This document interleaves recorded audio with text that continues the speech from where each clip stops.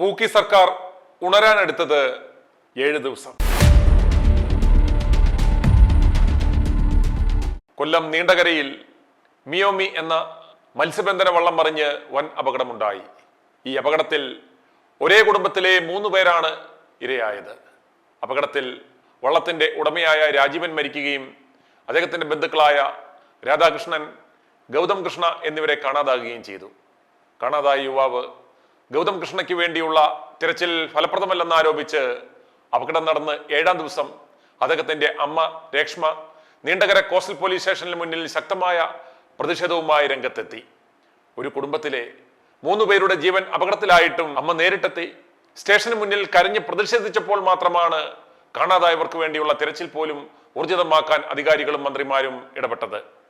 പൂക്കിക്ക് മുഖ്യമന്ത്രി സ്ഥാനം നൽകിയ കുഞ്ഞാപ്പയുടെ വരാൻ പോകുന്ന കപ്പൽ നിർമ്മാണശാലയ്ക്ക് തടസ്സം നിൽക്കുന്നവനെ ഒതുക്കുവാൻ പോയി. അത് കഴിഞ്ഞ് സൽക്കാലമൊക്കെ തകർക്കുമ്പോൾ വള്ളം മറിഞ്ഞ് ആര് ചത്താലെന്ത്? ഗൗതം കൃഷ്ണയുടെ അമ്മ രേഷ്മയുടെ പ്രതികരണത്തിലേക്ക്. ഡിമാൻഡ് ചെയ്തില്ല, ഇപ്പോഴാ ഡിമാൻഡ് ചെയ്തതെന്ന് എന്റെ മുമ്പിൽ ഇരുന്നുകൊണ്ട് സംസാരിച്ചതാണ്. ഓരോ കാര്യങ്ങളെ കുറിച്ചും ചോദിച്ചപ്പോഴത്തേക്ക് എന്റെ അടുത്താണ് അവരിപ്പോഴാണ് ഡിമാൻഡ് ചെയ്തതെന്ന്. അപ്പൊ ഡിമാൻഡ് ചെയ്യുമ്പോൾ മാത്രമുള്ള അന്വേഷണ സൗകര്യങ്ങളെ നമുക്കുള്ളതെന്നാണ് ഞാൻ ചോദിക്കുന്നത്.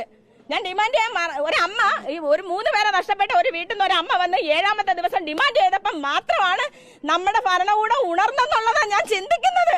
എനിക്ക് ഭ്രാന്ത് പിടിക്കുന്നു. പറഞ്ഞ വാക്കുകളാണ് ഇത്രയും സമയം എന്നോട് സംസാരിച്ചിട്ടുള്ളത്. എന്ന് വെച്ചാൽ എന്നെ എങ്ങനെയെങ്കിലും ഇവർക്ക് പറഞ്ഞു വിടണമായിരുന്നു. അവരതിന് വേണ്ടുന്ന രീതിയിലുള്ള സംസാരങ്ങൾ മാത്രമേ എന്നോട് സംസാരിച്ചുള്ളൂ. എന്ന് വെച്ചാൽ ഞാൻ എന്തൊക്കെ പറഞ്ഞോ അത് ചെയ്യാം, ഇത് ചെയ്യാം, അത് ചെയ്യാം, ഇത് ചെയ്യാം, ഓക്കെ കഴിഞ്ഞു. അവർ വിചാരിച്ച് ഞാനത് പറഞ്ഞത് കേട്ടിട്ട് പോകുമെന്ന്. പക്ഷേ ഞാനും അതിനെക്കുറിച്ച് അവർ പറഞ്ഞ ഓരോ വാക്കുകളെ കുറിച്ച് അവരുടെ ആ പറച്ചിലിന്റെ സ്പീഡിനെ കുറിച്ചും ഞാനും കൗണ്ട് ചെയ്തുകൊണ്ടിരിക്കുമായിരുന്നു. എനിക്കപ്പം മനസ്സിലായി ഏകദേശം. പക്ഷേ ഞാനിത് എന്തുകൊണ്ട് നിങ്ങളിത് മുന്നേ ഈ സംവിധാനങ്ങൾ ഉപയോഗിച്ചില്ലെന്ന് ചോദിച്ചപ്പോൾ മാം എന്നോട് പറഞ്ഞു നിങ്ങളത് ഡിമാൻഡ് ചെയ്തത് ഇപ്പോഴാണെന്ന് പറഞ്ഞു. അപ്പോൾ എനിക്ക് ഓൾറെഡി അവരുടെ മനസ്സിലിരിപ്പ് മനസ്സിലായി. ഓക്കെ, ഞാനത് മനസ്സിലാക്കുന്നു. ഞാൻ വെളിയിലോട്ട് ഇറങ്ങിയിട്ടുണ്ട്. ഇനി ഞാൻ തീരുമാനിച്ച തീരുമാനമായിട്ട് മുന്നോട്ട്, അതിനപ്പുറം യാതൊരു ഇതുമില്ല. അതായത് ഫിഷറീസ് വകുപ്പ് അധികൃതർ വന്ന് സംസാരിച്ചപ്പോഴാണോ നിങ്ങൾ ഡിമാൻഡ് ചെയ്യാത്തതുകൊണ്ട് സൗകര്യങ്ങൾ ഒരുക്കില്ല എന്ന് പറഞ്ഞത്? അങ്ങനെ തന്നെ പറഞ്ഞത്. ഫിഷറീസ് വകുപ്പ് ആരാണ് സംസാരിച്ചത്? മാം ആണെന്ന് എനിക്ക് തോന്നുന്നു. ഡയറക്ടർ ആണെന്നാണ് എൻ്റെ ഒരു അറിവ്. എല്ലാവരും നല്ല രീതി, പോലീസ് നല്ല ഇടപെടലാണോ? മാം നല്ല രീതിയിൽ തന്നെയാണ് നമ്മളോട് കോപ്പറേറ്റ് ചെയ്ത് പോയിക്കൊണ്ടിരുന്നു. പക്ഷെ ഞാൻ ഇങ്ങനെ ഒരു ചോദ്യം ചോദിച്ചു, എന്തുകൊണ്ട് ഇത്രയും സൗകര്യങ്ങൾ നിങ്ങൾ മുന്നേ ഉപയോഗിച്ചില്ല എന്ന് ഞാൻ ചോദിച്ചപ്പോഴത്തേക്ക് പറഞ്ഞു നിങ്ങൾ ഇപ്പോഴല്ലേ ഡിമാൻഡ് ചെയ്തതെന്ന് ചോദിച്ചു. മാം നമ്മളോട് ആരും ഇതായിട്ട് സംസാരിച്ചിട്ടില്ല. ഞാൻ എല്ലാവരുമായിട്ടും കോപ്പറേറ്റ് ചെയ്തു, എല്ലാവരും എന്നോടും കോപ്പറേറ്റ് ചെയ്തു. ഞാൻ നല്ല രീതിയിൽ പോയിക്കൊണ്ടിരുന്നു. പക്ഷേ എനിക്ക് ഇവരുടെ ആ ഒരു ധൃതി കണ്ടപ്പോൾ തോന്നി ഇവർക്ക് എന്നെ പെട്ടെന്നൊന്ന് പറഞ്ഞു വിടാനുള്ള ഒരു ഇതാണെന്ന് എനിക്ക് തോന്നിയത് കൊണ്ടും ഞാൻ ഈ ഒരു ചോദ്യം ചോദിച്ചു, എന്തുകൊണ്ട് ഇത്രയും സംവിധാനങ്ങൾ ഉണ്ടായിട്ട് നിങ്ങൾ അത് മുന്നേ ഉപയോഗിച്ചില്ലെന്ന് ഞാൻ ചോദിച്ചപ്പോഴത്തേക്ക് എന്നോട് പറഞ്ഞത് നിങ്ങൾ ഡിമാൻഡ് ചെയ്തത് ഇപ്പോഴല്ലേ എന്ന് ചോദിച്ചു. അപ്പം എനിക്ക് മനസ്സിലായി എന്നെ ഒഴിവാക്കാനുള്ള വർത്തമാനം ആയിരുന്നു എന്നുള്ളത് എനിക്ക് മനസ്സിലായി. ഞാൻ അപ്പോൾ അതോടുകൂടി എനിക്ക് ആ ഒരു ഇത് നഷ്ടപ്പെട്ടു. എനിക്ക് ആ ഒരു വിശ്വാസം നഷ്ടപ്പെട്ടു. ഞാൻ വെളിയിലോട്ട്. ആരാണ് ഇങ്ങോട്ട് വരേണ്ടത്? മന്ത്രി വരിക, കളക്ടർ വരിക. ഏത് മന്ത്രിയാണ്? ഫിഷറീസ് മന്ത്രി അബ്ദുൾ ഗഫൂർ സാർ ആണെന്നാണ് എൻ്റെ ഒരു വിശ്വാസം. സാർ വരട്ടെ, കളക്ടർ സാർ വരട്ടെ.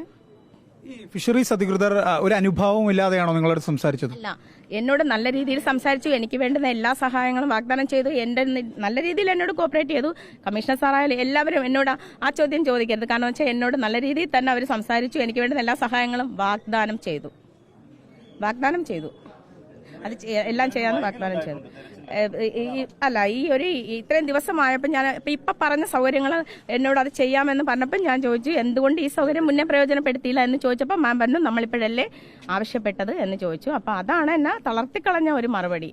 എൻ്റെ കൂടെ മാം ഒരു ലേഡിയാണ്. അപ്പം സാധാരണ എന്നോടൊരു അനുഭാവപൂർവമായ ഒരു രീതിയിൽ സംസാരിക്കേണ്ടത് മാമാണ്. കാരണം എന്നോട് കൂടുതൽ ചേർന്ന് നിൽക്കേണ്ടത് മാമാണ്. അപ്പം പെട്ടെന്ന് അങ്ങനെ ഒരു ആൻസർ ആ ഒരു ചോദ്യം എന്നെ അങ്ങ് തളർത്തിക്കളഞ്ഞു. എനിക്ക് വേറെ ഇനി ഒന്നും പറയാനില്ല. ഇനി എന്താണോ ഞാൻ 2 മണിക്ക് വന്ന ഞാൻ 2 മണി തൊട്ട് ഇവിടെ ഉണ്ട്. അതെ, ഞാൻ അംഗീകരിക്കുമോ എന്ന് തോന്നുന്നുണ്ടോ എന്ന് ചോദിച്ചാൽ എൻ്റെ ചോദ്യത്തിന് മറുപടി പറയുക എന്നുള്ളത് ഞാൻ ചോദ്യം ചോദിക്കുന്നവരുടെ എന്റെ ചോദ്യമാണിത്. അല്ലെങ്കിൽ എന്റെ ആവശ്യങ്ങൾ അംഗീകരിക്കുക എന്നുള്ളത് എന്റെ ഓപ്പോസിറ്റ് നിൽക്കുന്നവരുടെ മൈൻഡാ. അതെന്താണെന്ന് എനിക്കറിയാൻ പറ്റത്തില്ല. വരട്ടെ, ഞാൻ സംസാരിക്കട്ടെ, എന്താ തീരുവെന്ന് ഞാൻ നോക്കട്ടെ. i2i News, an eye for truth. i2i News subscribe ചെയ്തിട്ടില്ലാത്തവർ ഇപ്പോൾ തന്നെ സബ്സ്ക്രൈബ് ചെയ്യുക. നോട്ടിഫിക്കേഷൻ ലഭിക്കുവാൻ ബെൽ ബട്ടണും അമർത്തുക.